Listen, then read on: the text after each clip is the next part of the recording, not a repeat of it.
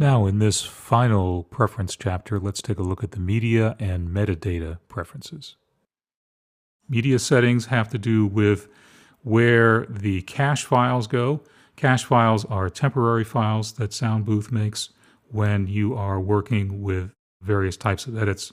And the other thing I want to point out here is this delete temporary CFA files. Now, you remember that when we opened up that MP3, we saw very quickly a dialog there that said something about conforming audio. And when Soundbooth opens a compressed audio file like an MP3 or something else, it actually converts it very quickly to an uncompressed format. And that's good because you don't want to generally be working on compressed files. You want to be working at the best possible quality when you're doing things like processing audio, applying effects, things like that. So the conformed file is actually an uncompressed temporary file that Soundbooth works with.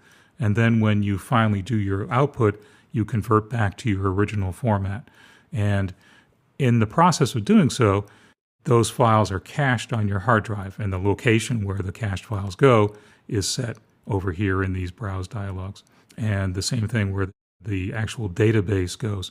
And the database here for the media cache also applies to other programs that you may have running, like Premiere or Encore or anything else that works with temporary files as well. Occasionally, you want to clean those out, which is what the clean button is here for, because those cache files don't get automatically deleted. And over time, they can build up and take up a lot of disk space. Same with these temporary files. A PEK file is a peak file. That is the temporary waveform display file. And the CFAs are the conformed audio files, which are, again, those temporary uncompressed files. And over time, you can end up getting potentially gigabytes worth of stuff on your drive that's just taking up a lot of space. And if you're not working with those projects anymore, there's really no reason to keep those around. So every once in a while, you want to go in here and clean these out. Click the clean button here, click these delete temporary files, and free up some disk space. The last preference is about metadata, and metadata is something that we're going to get to quite a bit later on, so we're not going to deal with this at the moment.